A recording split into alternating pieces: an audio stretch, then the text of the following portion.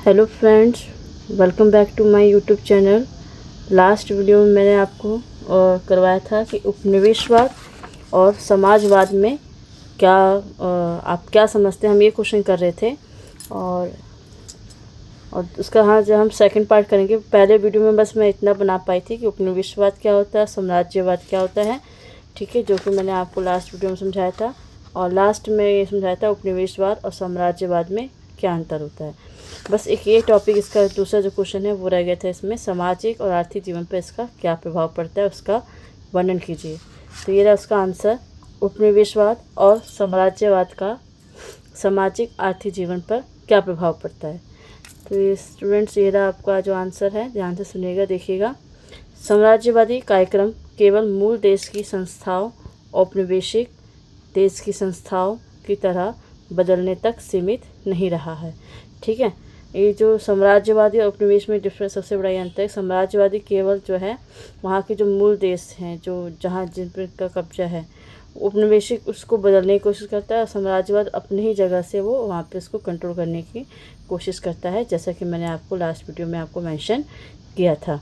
अब इसमें गांधी जी के क्या विचार हैं। इसमें गांधी के अनुसार वास्तव में औपनिवेशिक शक्तियों के लिए इस भारी जनसंख्या के साथ विशाल भूभाग पर शासन करना मुश्किल था, जब तक वे वहाँ के रिवाजों, प्रथाओं, परंपराओं, मूल्यों, लोगों और उनके रीति रिवाजों, आदतों, सामाजिक ढांचों, भूगोल और सामाजिक अंतरक्रियाओं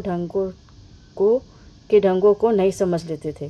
तो यानी उन्होंने कहा था साम्राज्यवाद तो बाहर से कंट्रोल करते थे, लेकिन अगर जैसे औपनिवेशिक शक्तियाँ जो हैं उनको अगर दूसरे भूभाग पे कब्जा करना है या शासन करना है, तो पहले वहाँ के हर चीज़ को, जो भी है रीति रिवाज है, भूभाग है, क्षेत्र है, उसको समझना होगा, तभी वो उस पर शासन कर पाएंगे। इसलिए उनकी इस योजना में अगला कदम भारतीयों के सामाजिक, आर्थिक, राजनीतिक और सांस्कृतिक जीवन के बारे में पर्याप्त सूचना इकट्ठा करने के रूप में उठाया, ताकि वे लोग वहाँ के प्रबंधन में औपनिवेशिक शक्ति की महानता बरकरार रखने के लिए अपने हिसाब से बदलाव कर सकें। तो जैसे गांधी जी ने कहा कि अगर औपनिवेशिक उनको शासन चलाना था, ब्रिटिशर्स जो थे, तो उनको वहाँ को समझना था। इसलिए अंग्रेज़ों ने यहाँ पे भारतीय के भूभाग को हर तरह का तरीके से समझा, नक्शा बनाया, ठीक है, और समझा क्या पे कैसा है, और उसको अपने अंडर रखने के लिए, फिर उसका सबका प्रबंधन अपनी महानता हासिल करने के लिए, बरकरार रखने के लिए उसमें बदलाव करे अपने हिसाब से। इसलिए देश के नेक्स्ट आपका जो पैराग्राफ है, इसलिए देश के विभिन्न लोगों के बारे में बड़ी भारी मात्रा में आंकड़े और सूचना एकत्रित, वर्गीकृत, संगठित, कूटबद्ध और व्याख्या करने के लिए बहुत बड़ा अभियान चलाया गया। हालांकि ब्रिटिशों द्वारा चलाए गए इस अभियान के दो उल्लेखनीय विशेषताएं थी। पहला, सूचना और जानकारी के एकत्रीकरण, वर्गीकरण, संगठन, कूटबंदीकरण, विश्लेषण और व्याख्या करने में, मतलब उन्होंने सारे आंकड़े को, जैसे स्टैटिस्टिक्स में होता है आपका शास्त्र में, उन सबको इकट्ठा किया, उसका समझो, उसका वर्गीकरण किया, फिर उसका मूल्यांकन किया। अंग्रेज अधिकारियों ने उन्हीं सिद्धांतों और वर्गों का चयन किया जो उन्हें अपने लिए उपयोगी लगे, और उन्होंने भारतीयों के सिर्फ उन्हीं पहलुओं पर ध्यान दिया, उन्हीं चीज़ों को वर्गीकरण किया जिसका लगे कि उनका उपयोग कर सकते हैं।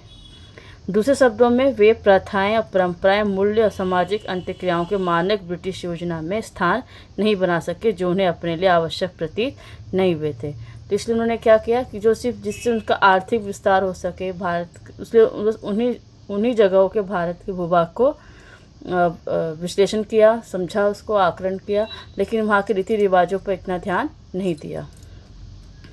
देश के लोगों और संस्कृति के विशाल विविधता को कुछ बड़ी श्रेणियों में वर्गीकरण करके बांट दिया गया था। इस प्रक्रिया में उन्होंने लोगों के सामाजिक, सांस्कृतिक और आर्थिक जीवन के बहुत से कारकों को अस्वीकार कर दिया, क्योंकि ये कारक उनके न्यायिक और तार्किकता यानी रीजनिंग के आधार पर खरे नहीं उतरे थे। तो अंग्रेजों ने बस खाली जो सांस्कृतिक वाला जो पोर्शन था, जो भाग था, उनको बस कुछ ही कुछ मेन हिस्सों में वर्गीकरण कर दिया। बाकी छोटे जितने भी थे रीति रिवाज, धर्म, प्रथाएं, संप्रदाय, उन सबको इग्नोर कर दिया, ठीक है, उन सबको उनका ध्यान नहीं दिया, क्योंकि उनको इसके अपने लायक नहीं समझते थे। दूसरा, औपनिवेशिक अधिकारियों के पास पर्याप्त आंकड़ों की उपलब्धता ने उन्हें ऐसी योजनाओं और नीतियां खोजने को प्रोत्साहित किया जो मूल निवासियों के हितों के लिए बड़ी हानिकारक सिद्ध होती थी, परंतु थोड़े समय और लंबे समय दोनों प्रकार से औपनिवेशिक शक्तियों के हितों की पूर्ति करती थी। फिर उन्होंने यहाँ के जो भी यहाँ भारत के नहीं, जितने भी जहाँ भी औपनिवेशिक जो उनका कॉलोनी था जो बसा रखे थे, उन्होंने बस वहाँ के मूल निवासियों के हित के कोई बारे में सोचा नहीं, बस वो देखा कि उनका अपना कैसे फ़ायदा हो रहा है। ठीक है, तो यही जो हम ये टॉपिक कर रहे हैं कि औपनिवेशिक से कैसे सामाजिक आर्थिक पे क्या प्रभाव आया। तो मूल निवासियों के तो बहुत नुकसान हुआ, लेकिन अंग्रेज़ों उसमें बस अपना हित देख रहे थे।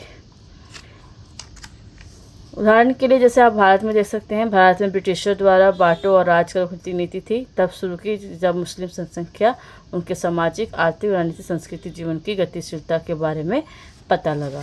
ठीक है, तो ये आपका एक है लास्ट टेंस के टॉपिक पे। इसी प्रकार से भारतीय सामाजिक आर्थिक परिदृश्य में औपनिवेशिक शक्तियों के द्वारा इसके राजनीतिक प्रयोग और दुरुपयोग के लिए जाति के मसलों को उभारना शुरू किया, ताकि लोगों के एक प्रकार से एक दूसरे को विरुद्ध खड़ा किया जा सके। उपनिवेशवाद की इस प्रकार की रणनीतियों की गांधी द्वारा घोर आलोचना की गई।